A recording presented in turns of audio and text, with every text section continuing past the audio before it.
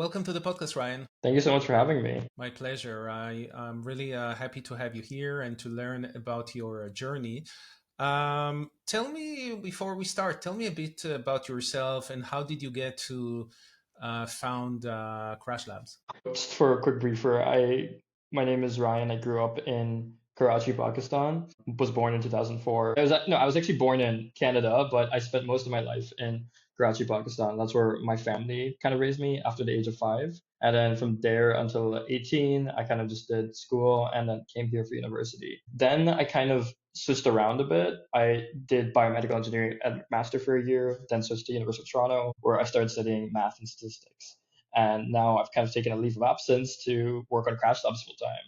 So yeah, that's where we are right now. So this is your first startup, right? Yeah. I tried making like a few projects here and there, but they never really culminated in everything. Crash Labs was the first time I actually, went to the business registry and actually filed for like a business and actually got paying customers for something.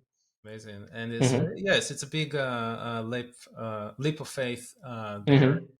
I've interviewed in the past and talked with many startup founders that it's the first time or the fifth time or whatever it is. There is always new learning to make. So Hmm. I'm kudos for you for diving in at your age, and maybe that's the right age to do that, right? Hmm. So, what before we dive in a bit more on that, tell me a bit about Crash Labs and the product that you're developing. So, your product is Sunday, as we mentioned in the intro. Hmm. But how do you? What is it exactly? What is that agent? Because we were hearing a lot about the agents out there and voice Hmm. AI. So tell us a bit about. So Crash Labs is an applied product studio where me and Methuselah, my co-founder, have been kind of developing for the past few months. And Sunday is kind of our first flagship product, essentially, where we are going to be making really reliable voice agents that not only do everything that you would expect a voice agent to do, like take bookings, manage calls, follow leads, but also give it the ability to iterate upon itself and also kind of like develop itself to ensure that it's always kind of maintaining, it's always improving its prompts, it's always being the best possible version of the agent for the end user, which is small and medium sized businesses right now. Mm-hmm. And that's really what caught my attention when I talked with you in our prep call Hmm. about it's not just another AI agent. There Hmm. is something much deeper in there because, and that's where I want you maybe to tell us a bit how you started it because Hmm. you started with the quality of agents. Hmm. And I think that what a lot of people are seeing out there is that yes, there are agents and there are agents, and it's about the trust and about the quality, etc. So tell us how that started and how you implemented that into Sunday. Yeah, so before we started working on Sunday, the product itself was actually just called Crash Labs. We kind of started on this idea that, the end goal of agents is that they're not just going to be in production, but they're also going to be incredibly reliable as well. And now, with all these tools out there that were all over the place mid 2025, early 2025, it was very easy to kind of build an agent and put it together. But it was pretty hard to actually, iterate on itself and make sure that it was good for production. So the first product we made was just Crash Labs, where it was a sort of a QA tool for voice AI. So it would generate and stress test the edge cases of an AI agent and throw it at them and see how it performs against that. We originally developed that as like our main product. And over the past few months, it kind of evolved into also creating like authentication systems and all these things for the AI agent. But while developing the product, we realized a much bigger problem was the fact that we couldn't really test these agents if these agents weren't even built in the first place. And we expected that to kind of catch up by the time we were around this time, but we realized that there's still a lot of people, especially SMBs, who weren't even ready to start exploring the world of agents yet, much less put it into production. And so what we ended up doing was taking that testing layer that we made and making it sort of an internal tool to power the new agent that we made, which is Sunday, to kind of act as an internal QA, an internal refreshing tool to make sure it's always reliable, it's always well checked, and it's 24/7. It's always being able to, reiterate upon itself essentially. Okay, that makes a lot of sense. It reminds me of other industries that had they developed a technology for something that was not yet very um, you know ubiquitous and out there in the world, and they had to go and develop that in order Hmm. for the original technology to work. So it's kind of like how you've come to that. So your vision out there is still to continue developing the agents that check the quality of other agents, and in the same time also develop additional agents for businesses or consumers. Pretty much, yeah. I think mostly directed towards businesses at the end of the day. We wanted, our vision for agents was the fact that, with something like ChatGPT and Claude and Gemini, like the consumer market is already, super well satisfied with the status of agents. And larger enterprises, there's a lot of people either targeting larger enterprises or stuff that they already have in the works. But we realized that gap was like within small to medium-sized businesses who can't necessarily hire a full-time AI engineer to actually put it together. And a lot of the tools out there as well that did exist, but either were confusing or kind of hard to get started with. And even if you could get to the point of building something, the harder part is also just sort of maintaining the agent, doing QA on it, and monitoring it, making sure it's always working properly. And so that's kind of the gap that we wanted to address. Right, right. And you're part of the University of Toronto Entrepreneurship Network. Which program or what part of the university are you part of related to that? So we're technically a part of OnRamp. OnRamp is the student co-working space on like the seventh floor of the Schwartz Riemann Institute. And we've been kind of working out of there for the past few months. So it's like a great community. They've been super helpful so far, and it's a great place to work. Right, amazing. I also mentioned before that you won the top venture for Next 36. So this is very exciting for you, for Mhm. sure. Was that already with Sunday or with the core AI models for quality of other agents? So that was back when we were still working on our original Crash Labs idea. So Next was an accelerator I took part in over the summer. And literally at the start of Next, we still had nothing else built for Crash Labs aside from the name and like a general idea of it. And so, but in the span of those 2 to 3 months, we were awarded that award because we spent those 2 months like reiterating the product and making sure it's good and getting paying customers. So by the time we were like at the end of it, it went from being just an idea on paper to like a fully fledged product that people were actually buying. Mhm. And that's a great achievement in 2 months. These days, you can definitely do these things very fast. So it was great that you got that opportunity.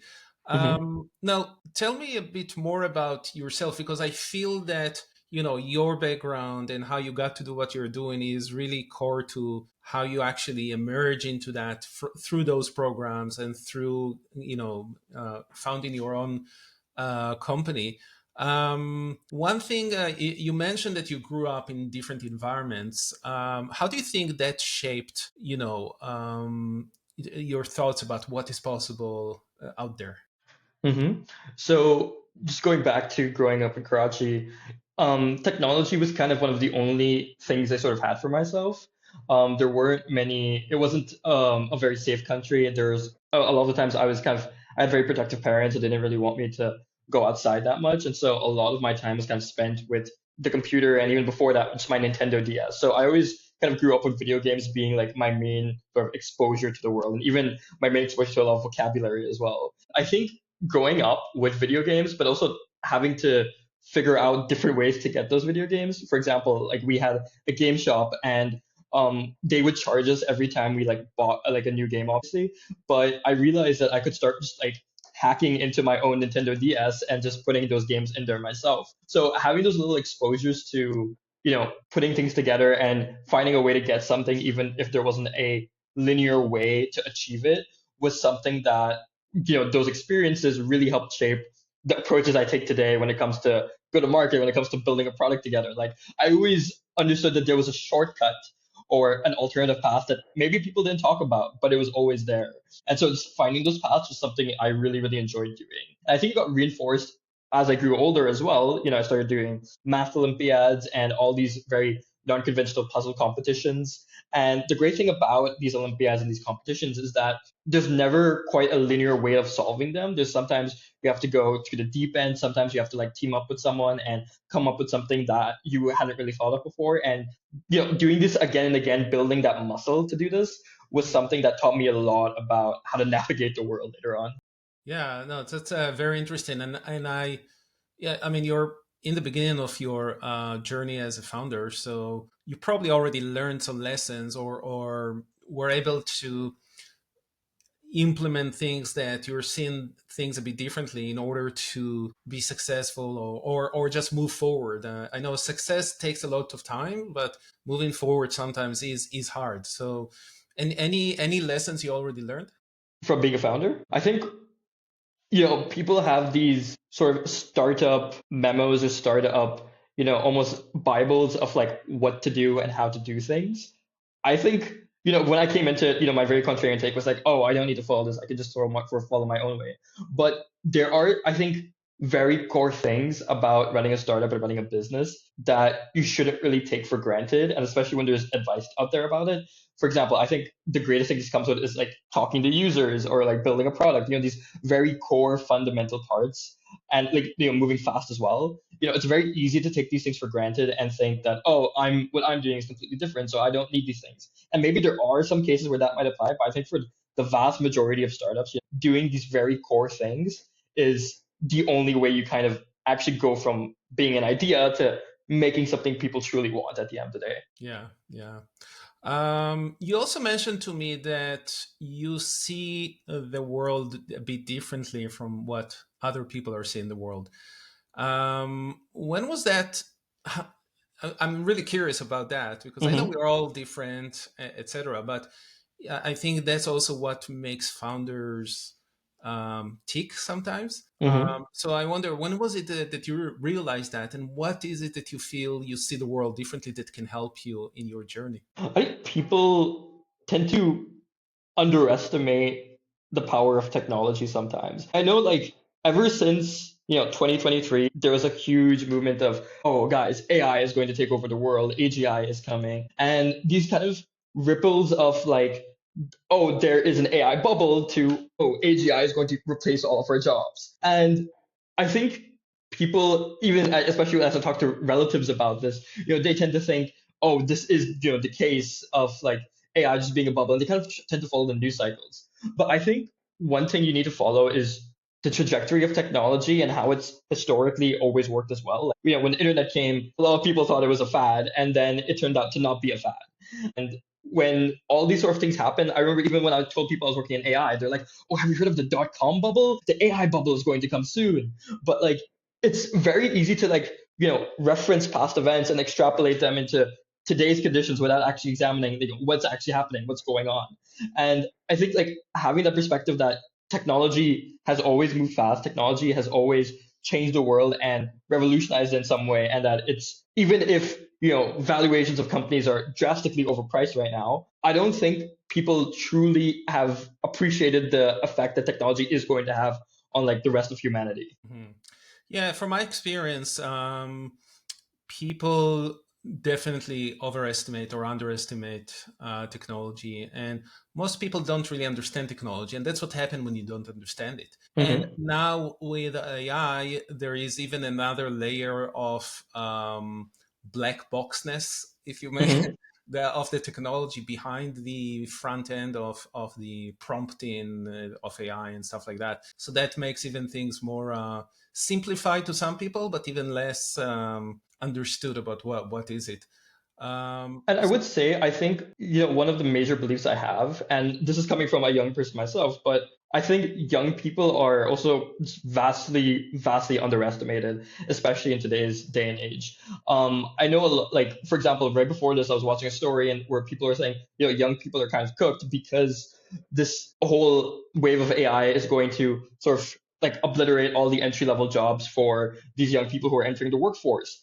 But young people historically have always been the fastest to adapt to anything. And if I had to place my bets on any person, it would traditionally be the people who are younger and are still, accomplishing amazing things, doing things that, aren't traditionally expected of them, and are still acing like top Olympiads or doing research at like a foundation model company, or doing these, even just pursuing their own niche interests in a very strategic and a very niche way, I think is something that people generally tend to underestimate. And these are the people who end up changing the world in the long term. yeah, yeah. So let's talk a bit more about Sunday. And Hmm. Voice AI is been around already for some time. Before that, there was just voice interfaces. They were already Hmm. using AI, but most people didn't know that they were using AI, or it wasn't like It was more um, like natural language processing. exactly. So why did you bet Sunday? What did you bet on Sunday being the first agent that you're working on? And where do you feel that it could be a breakthrough compared to other existing solutions? I think one thing that people kind of get wrong about voice is the fact that this is kind of right now we are in still the same phase of technology that was already there like 4 to 5 years ago. But I think the advent of LLMs and eventually AI agents has really transformed it. But on the surface, they still are voice agents that can now speak a bit more, can now have a wider dictionary as an LLM compared to a general natural language processing model. And so with agents, we kind of see voice as the primary interface with which a lot of humans, like you and I, already are interacting with. And we know a bunch of more people who aren't super tech savvy, their primary mode of communication is with voice as well. And so voice is kind of what we think of as the entry point into a lot more complex, a lot more complex agent communication or agentic actions. Essentially, we just see voice as sort of that entry point, which a lot of humans are already very comfortable with, and Right. that is like a lot easier for someone to grasp than doing something like typing into a very complex prompt into deep research, for example. Yeah. Yeah. So where do you envision this is going? What is your vision for the future? What we want to kind of do is put a super reliable, super smart AI agent that into the pocket of every small and medium-sized business. Essentially, we wanted to start with just voice and phone calls, but after talking to a lot of our users, a lot of them have been demanding like stuff like email agents or even agents that can handle a lot more of their admin work. So right now, voice and phone calls are just sort of that entry point. Later on, we want to kind of cover at least like the full communication layer for AI agents for these small businesses, essentially. Yeah, and you mentioned earlier that the voice and the agent in general, the agent is going to continue learning based on interactions and improving itself. Mhm. Is that a basic machine learning, or there is more than that? I think at the beginning, it's actually not even more so machine learning in the sense of like actually taking data and then overfitting itself to, or like using that data in the training and the validation period. What we want to do instead is kind of just create this space where we're monitoring the existing conversations, improving the prompts, and just seeing what the overall architecture of the AI agent is. And I think one thing we got wrong with Crash Labs initially is the fact that what we could only really do because we were just building a testing platform and not actually going into their code was that we could only really give feedback on what they've given to us, which in most cases was just the system prompt of the agent, which is the instructions of the agent. Here, now that we're building Sunday, we have a much wider view from the beginning all the way to the end of how the agent works, what frameworks it's using, what tools it's using. And because of that, we're not able to just make the agent do a lot of crazy things, but also evaluate it on those crazy things and tell it what it did right, what it did wrong, and just revamp the prompts for that. So right now we're kind of starting from the prompt point of view.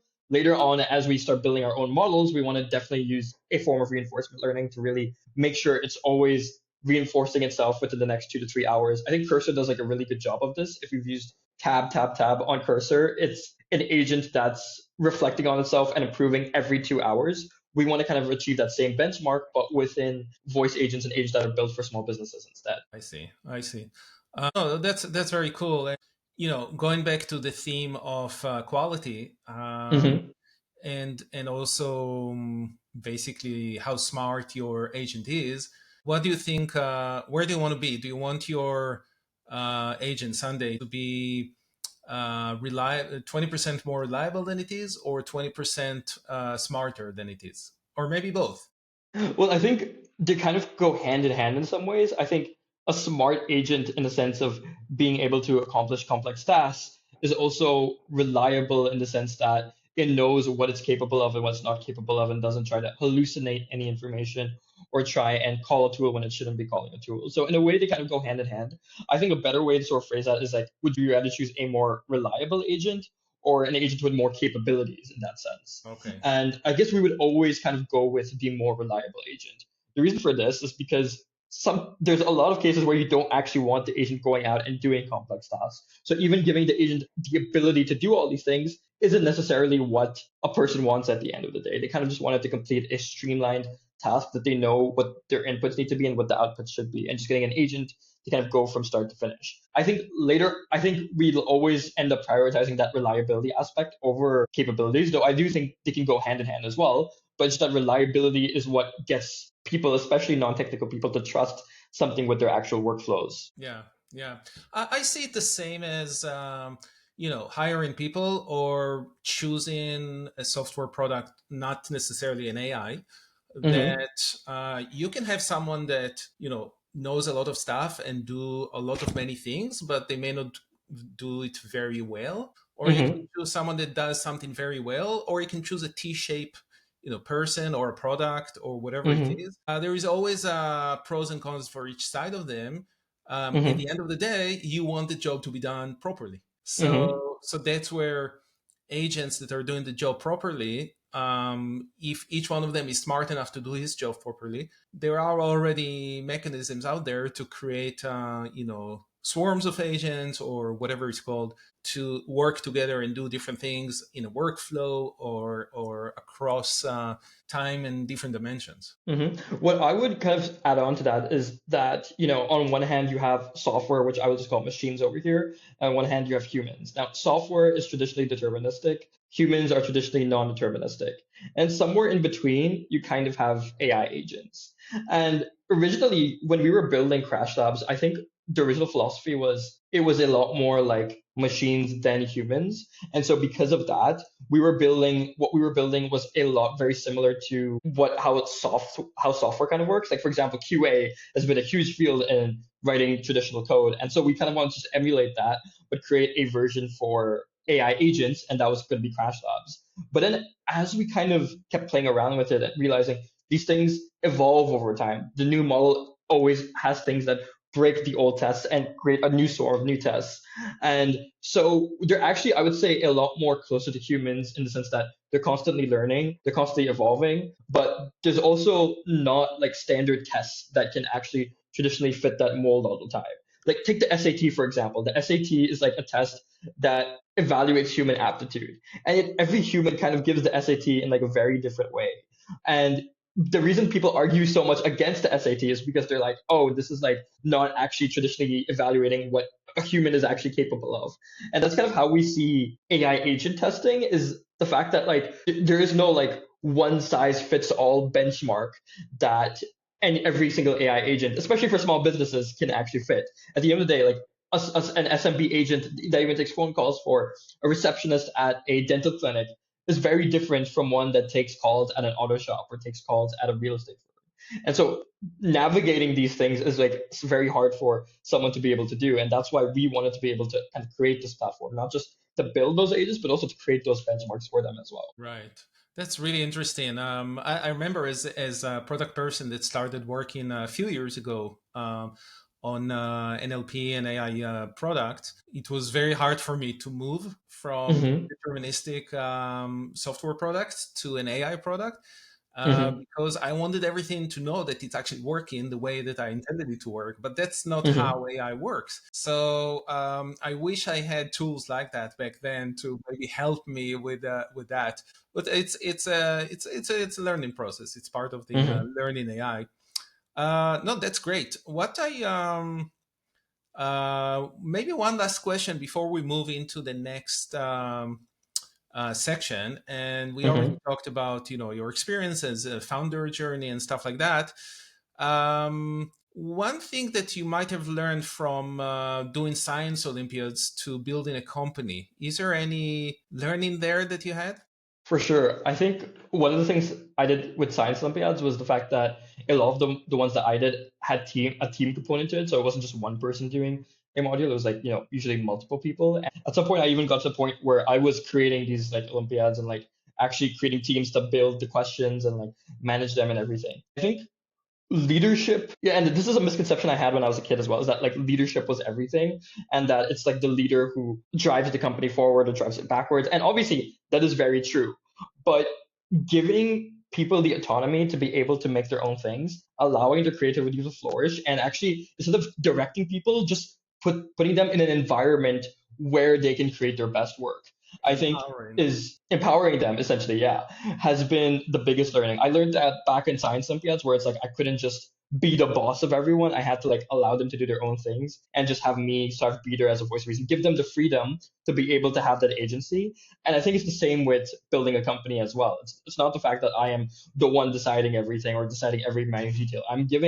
I trust these people enough to hire them, to give them the autonomy and agency to be able to carry out their own tasks, build a vision that they think is concrete. And even if I disagree with it, I invite them to like debate with me and like see like what we think is the right move at the end of the day. So giving them that autonomy, I think, is super super important. I'm glad I learned that at an early age. That's a great learning. So from that perspective, you are definitely not a newbie. You already have that experience from that, and maybe Mm-hmm. we can even take it one step farther to what we discussed before about agents, to give the Mm-hmm. empower the agents to do what they're supposed to do.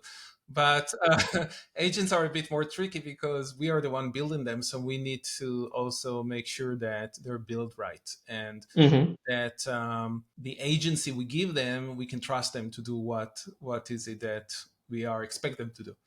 Mm-hmm. I Unlike think human.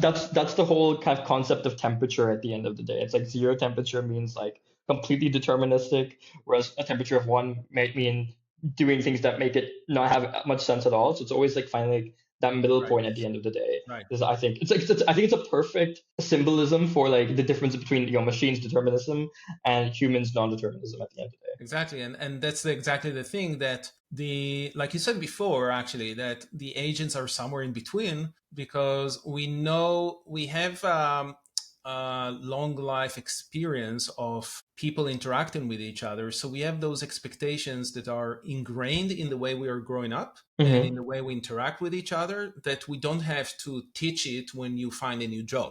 And Mm-hmm. here, when an agent find a new job, you have to teach it new stuff. It doesn't necessarily know that. Mm-hmm. So that's an interesting way to think about that. No, that was really interesting talk about there.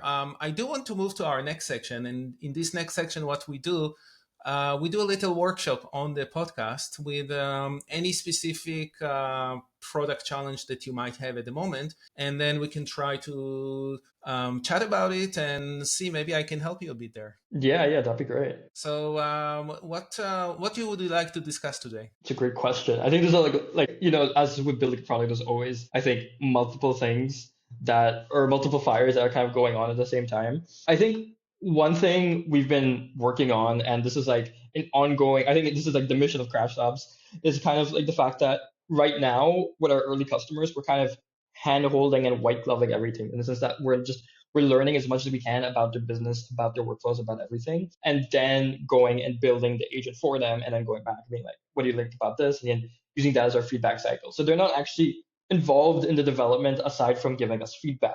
And now that's really useful for these early pilot customers because it tells us like what people want, how to find more people like them, and how to build those things. But keeping this as a repeatable motion, especially as we scale our systems up, is something we've been discussing and debating as well over and over again. Because a huge value proposition was the fact that we aren't like the voice agent design tools where you kind of like you kind of just are in a sandbox and you have to create your agent from scratch. And we're like, oh, we'll just make the agent for you. But obviously that's not very scalable. So finding that perfect midpoint between them is sort of a debate that we've been having a lot. It's like, what does that perfect midpoint look like where we have enough people have enough agency to be able to make it themselves and create it themselves, but also we're not just another voice AI tool out there. Yeah, yeah.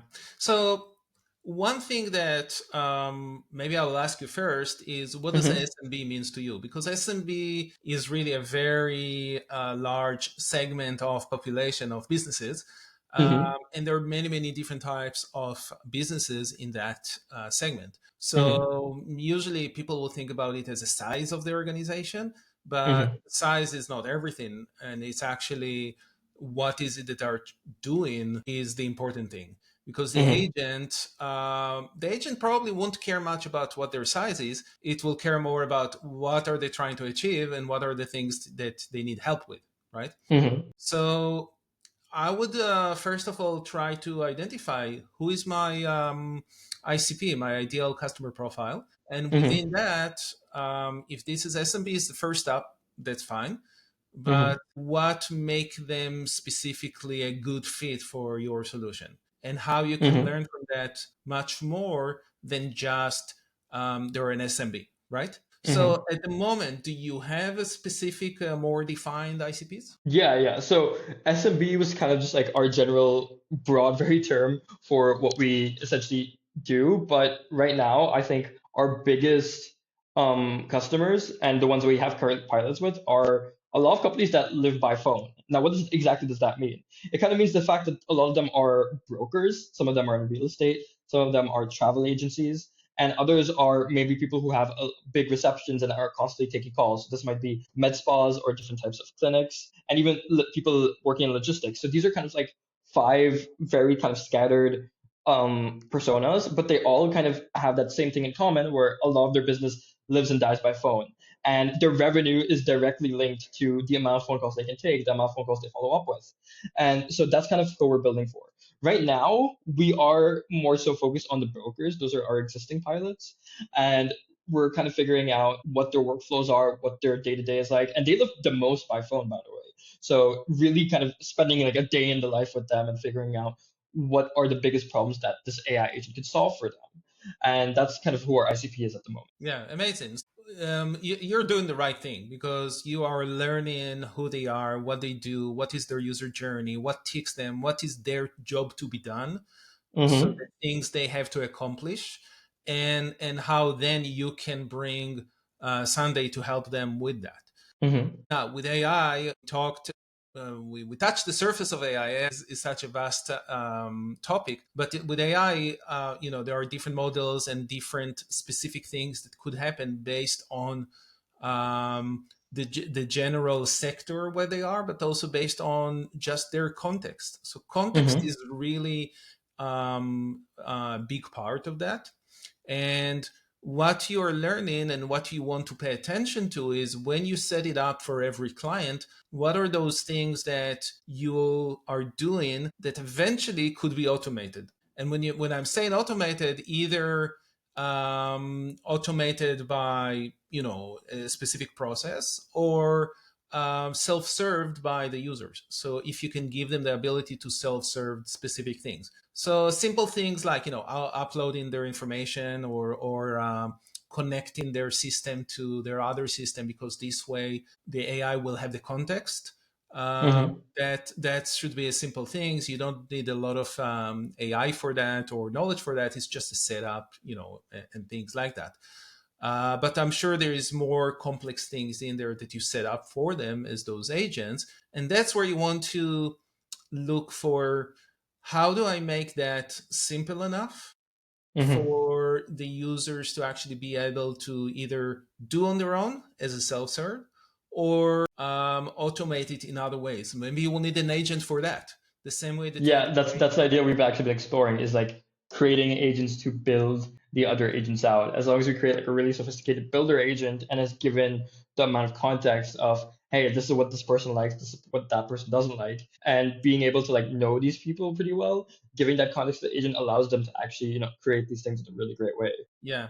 So the recommendations I usually give to, and it's not just me, I mean, many other product people out there, but the recommendation I would give is, don't try to automate things too early before Mm-hmm. you learn what actually works. And you can do things in the beginning that don't scale, that's fine, Mm-hmm. because it's more important for you to learn what's the value that you are creating to the users versus Mm-hmm. how to scale them. Yeah. Because if you scale too early, you might scale the wrong things, the wrong process, the wrong value, and then they will not want to use it. Or you might do it based on not enough users, so it will be very geared towards those specific people and how they work. And then when you try to bring it up to other people, even in the same sector, they will be like, but we don't do things this way.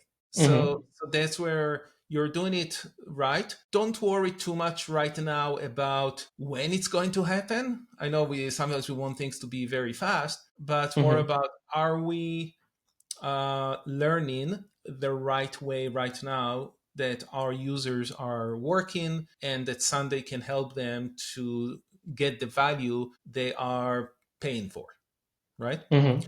And if you are learning those things, and it's you see that any new client, it's the same process, and then Mm-hmm.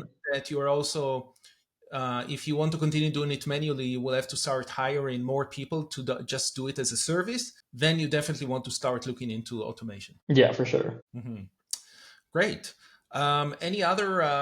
We have a few more minutes here, so if you have any other question, product challenge, or we can just get to our last section. I think that's pretty much it for the product side of the challenges. That was pretty much the only thing. I would say like customer wise, I would say it is a lot easier kind of selling this value prop wise to compared to what we were doing earlier with Crash Labs because before we were selling to the Asian makers and had to like surprisingly it was hard for them to kind of adopt also because one they had their own testing processes and want to stay very loyal to that or they instead were like oh we are not at the stage where we need to like test this rapidly yet. Whereas with SMBs, it's more like you just kind of show them the promise of revenue and they're much more excited and show them the time saved. They're much more excited to adopt something like this. And they don't even care about the details. They're like, oh, just give me, Yeah, like, let me have this thing. I'm still really curious and interested to see where your initial technology, the quality for agents, is going, Mm-hmm. because I think it's very much needed out there. I don't know about competition or who is else is building stuff like that. Mm-hmm. I do see it's a completely different market. It's not Mm-hmm. the SMBs that will buy it. It will be people that develop agents. Mm-hmm. So I definitely see why it might be a harder sell, but Mm-hmm. I would be really interested to learn, how you continue develop it in the future with more agents that you will sell, to SMBs or to others client, but still make that into a channel there, because I'm sure that you will be able to find the right users for that and the right clients for that. Mm-hmm. It makes a lot of sense to me anyway. Yeah, I think what we saw is the fact that we were kind of waiting for a market to catch up. Yes, If we wanted a yes, world full of agents, we had to wait yes, for that market. Instead of waiting for the market, we were like, why don't we just build the market as well? yes. So That's that's what that's we wanted to part do. that's part of the conundrum of emerging technologies. Mm-hmm. So when you have emerging technology that the market is not there yet, you're ahead of your Mm-hmm. time. How do you get the market faster to you, right? Mm-hmm. So it's definitely there, but because more and more people are adopting agents, and Mm-hmm. more and more people are building agents, I definitely see that there is a lot of potential there for that. And it's great that you build your own agents that you can sell to users, because those agents will be the one tested and used by the quality assurance agents. Mm-hmm. So it looks like a great ecosystem you're building there. Um, okay, great. So what? So just before we continue to the last segment, I hope you do continue with your testing with users and finding the time when you need to scale and automate. Yeah, I think we are building on like a contractor and an intern to kind of join Crash Labs, and we're honestly excited for that because like that means we can spend instead of dividing our time between like product and users, we can actually focus a lot more on our users. Whereas like in the background, the product obviously built with our supervision, but also like these guys who get to take some of our insights and some of the stuff we already know and help start building that out as well. Yeah, yeah. Great. And we are now at the time for our last segment. And the last segment Hmm. are 5 rapid questions that I ask everyone. Hmm. One of them is a bit silly to ask maybe these days, but I still like to ask it. But let's start with the first one. What is your biggest inspiration? My biggest inspiration, Marcus Aurelius is one of my biggest inspirations. I read Meditations back when I was sort of like struggling as a teenager, as a lot of people do. I think like reading that at like that age really gave me a lot of perspective on how to live my life, how to prioritize the right things in life. On top of that, I think Demis from Google DeepMind is also one of my biggest inspirations. I was also watching the new documentary that came out, Thinking Machine, last night, and just like I think the power of young people is kind of really put through Demis. He was one of the best chess players at his age, and then got started working at a gaming company, and then made DeepMind, and it snowballed into what we have now. Like a lot of the best technology we have now is because Demis kind of made those early decisions. And yeah, just like super, super huge inspiration from him. Amazing. Core value. Core value, in what sense? Like, what is one core value in your life that you live by? Quality and simplicity are the two most important things. I think making something of high quality that is also simple to use and understand are like the things, especially in software, is the things that I appreciate the most. And obviously, it is easier said than done to design something like that. But I think prioritizing those two things really ends up leading to very high quality software. Mhm. Amazing. This is the one question that might sound silly, but not to me. To AI or not to AI?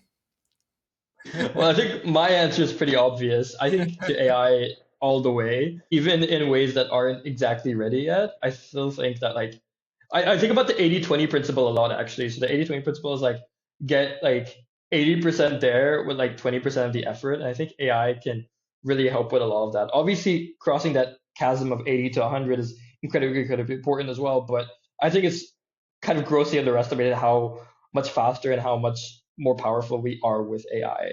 And I'm not talking about this from like even a tech bro kind of perspective. I'm talking about this from talking to like, for example, like my parents or my relatives about this. They still are very, I think they still very drastically underestimate how fast their lives can move or how fast their work can move with this technology. Yeah, yeah. Proudest moment. Proudest moment. I think especially building a company, there's like lots of highs and lots of lows. I think proudest moment would definitely just be even just the very beginning, convincing my co-founder to leave his job at Google to come work on this crazy idea with me. He was someone who was a lot more, qualified and a lot more. He had no reason to work with a random 21-year-old who just kind of dropped out of school. Hmm. But I think being able to work with the smartest person I know is just the proudest moment I have on. Amazing. And last question, next goal. Next goal, closing more users, onboarding the rest of our team, and honestly creating both a really great company and a really great culture behind that company as well. I think culture is really underrated. Culture is really what ends up differentiating the companies from the good companies from the great companies. And we definitely want to be in the bucket of the great companies. And I think culture Yeah, is one of the best ways to get there. I agree. I agree. And you mentioned Hmm. earlier leadership, so it's really part of that as well.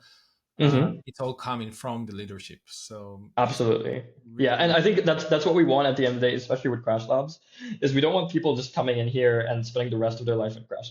I told even like the people when we were hiring interns, I said like you're not going to work at this company like for the long term. I want you to like once you've learned enough, once you've gained enough money, momentum, and clarity, I want you to go start your own company and like let us be like your first supporters, your first check yeah, into that. yeah, I want to create that culture of like you come in here, learn as much as you can, and then get the heck out and build yeah, something amazing and build something cool. yeah, yeah. Amazing. Hmm. That's all the questions I have for you today. Thank you so much, Hmm. Ryan. No, thank you so much for having it. Honestly, I really enjoyed even the whole back and forth as well. There's a lot of like things I want to keep challenging myself about. And I think like getting on these podcasts and like talking to people about it as well really helps me, re-challenge myself. There's already things that I'm already thinking in the back of my head, like, oh yeah, we could potentially be doing this as well. Amazing. My pleasure. This is all about sharing with the community and getting to learn. And hopefully, people will also reach out to you and you can learn from them and you can share your learning. Thank you very much for joining Beyond Product Podcast. Thank you so much. Looking forward to when it comes out. Thank you so much. And thank you so much, everyone, for joining us today. My name is Moshe Mikanovsky, and I will see you next time.